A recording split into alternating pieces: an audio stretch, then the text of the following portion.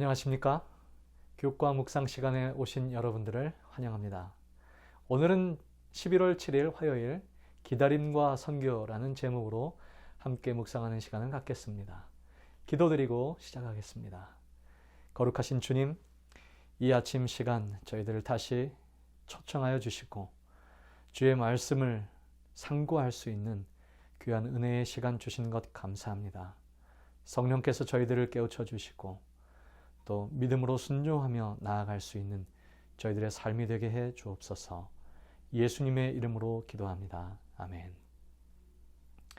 네, 오늘은 누가복음 그리고 이어서 등장하는 사도행전의 내용을 우리가 잠시 살펴보려고 합니다.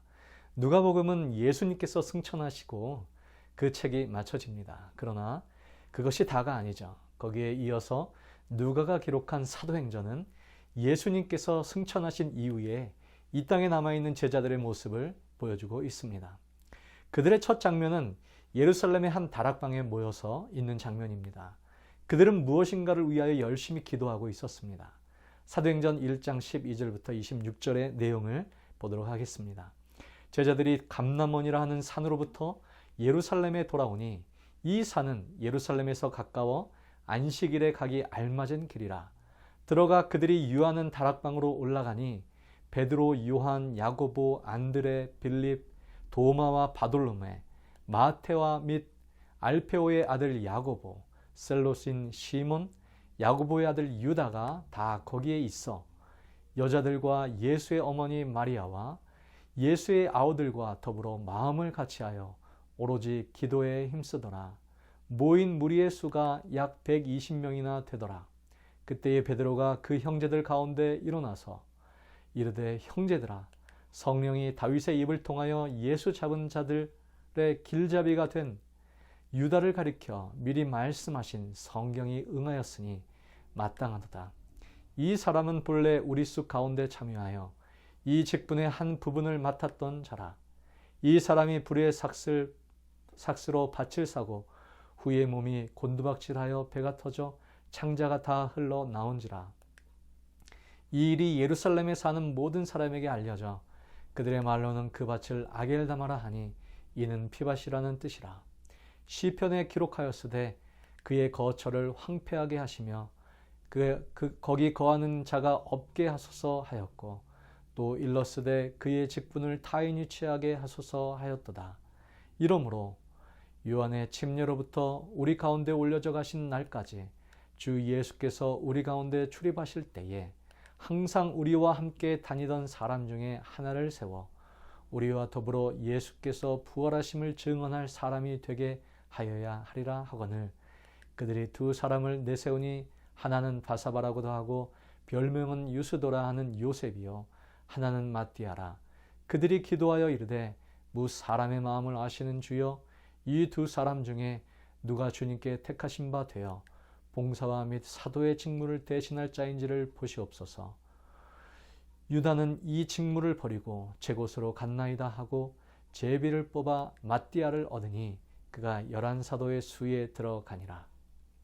여러분, 이의 내용을 보면 제자들은 기다리는 동안 두 가지 방법으로 사명을 준비하고 있는 모습을 볼 수 있습니다. 그들이 한 일은 선교를 위한 조직을 준비하는 것이었습니다. 유다는 예수님을 제사장들에게 넘겨 그리고 스스로 목숨을 끊었습니다. 12 제자의 자리에 공석이 생겼고 제자들은 하나님의 인도를 구하며 후임자를 선택하였습니다. 제자들은 스스로를 정비하고 선교를 시작하고 계획하기 위하여 조직을 정비하였던 것입니다. 또한 그들이 두 번째로 한 일은 합심하여 기도하고 간구를 계속한 일이었습니다. 지혜와 힘과 용기를 달라고 기도하는 모습입니다. 특별히 그들에게 맡겨진 고귀한 사명을 감당할 수 있도록 성령을 보내주시도록 기도했습니다. 성령이 오시면 예루살렘과 온 유다와 사마리아와 땅끝까지 이르러 그리스도의 증인이 되도록 하실 것이라는 약속을 믿고 그들은 합심하여 기도하였습니다. 오늘 여러분들은 성령의 임재와 그 권능을 진정으로 필요로 하십니까? 다른 어떤 것보다도 복음 사역을 마치기 위해 필요한 분이 성령님이심을 우리는 고백하십니까? 예수님께서는 이렇게 말씀하셨죠. 요한복음 14장 12절의 말씀에 보면 진실로 내가 진실로 너희에게 이르노니 나를 믿는 자는 내가 하는 일을 그도 할 것이요 또한 그보다 큰 일도 하리니 이는 내가 아버지께로 감이라. 여러분, 이 말씀을 믿으십니까? 예수님께서 이 땅에 계실 때 하신 일들을 한번 생각해 보십시오. 그분께서는 죽은 자를 살리고 물 위를 걸으시고 바다를 잠잠케 하신 그분이셨는데 우리가 그분보다 더 큰 일을 할 거라고요? 기적은 둘째치고 상상수훈의 말씀보다 더 위대한 설교를 할 수 있습니까? 수가의 우물가에 나온 여인을 상담하신 그 자상함에서 나온 상담보다 더 나은 것을 우리가 할 수 있을까요? 그분께서 겟세마네 동산에서 드렸던 그 뜨거운 기도보다 더 뜨거운 기도를 우리가 드릴 수 있을까요? 우리가 한 일 중에 도대체 무엇이 그분의 하신 일보다 더 큰 일이 될 수 있겠습니까? 그런데도 주님께서는 우리에게 우리가 당신보다 더 큰 일을 할 거라고 약속하셨는데 그것이 바로 성령이 임하실 때였습니다. 우리에게 성령이 임하시면 우리는 예수님의 하신 일보다 질적인 것으로 더 큰 것이 아니라 더 양적으로 더 많은 일을 하게 될 것이라는 말씀입니다. 예수님께서 죽은 자를 살리신 능력과 동일한 능력이 오늘 우리가 성령 충만할 때 그 모든 제자들 안에 역사할 수 있다는 사실을 믿으십니까? 성령님께서 순종하는 신자 전체의 영향력으로 예수님께서 홀로 사역을 이끌고 가실 때보다 훨씬 더 크고 위대한 일들을 이룰 수 있다는 사실을 여러분 믿으십니까? 만약 예수님께서 담임 목사로 계신 교회와 성령 충만한 성도로 가득한 교회, 둘 중에 더 큰 능력을 발휘할 수 있는 교회는 아마 후자일 것입니다. 그래서 예수님께서는 심지어 이렇게 말씀하셨습니다. 그러나 내가 너희에게 실상을 말하노니 내가 떠나는 것이 너희에게 유익이라. 내가 떠나지 아니하면 보혜사가 너에게로 오시지 아니할 것이요 가면 내가 그를 너희에게 보내리라. 여러분, 예수님께서 떠나시는 것이 우리에게 유익이었습니까? 제자들의 표정을 한번 상상해 보십시오. 3년 동안 예수님과 동고동락하면서 보낸 시간들이 아마 떠올랐을 것입니다. 가나의 혼인잔치에서 포도주가 떨어졌을 때 그분께서 만드신 포도주, 그 맛을 제자들은 잊지 못했을 것입니다. 나세로의 장례식장에서 그 죽은 사람을 살리신 모습을.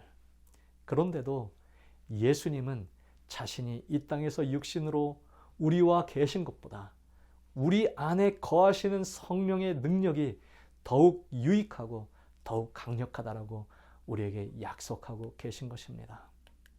성령은 예수께서 당신의 백성을 높이기 위하여 아버지께 간청할 수 있는 모든 선물 중에 가장 고상한 선물이었다.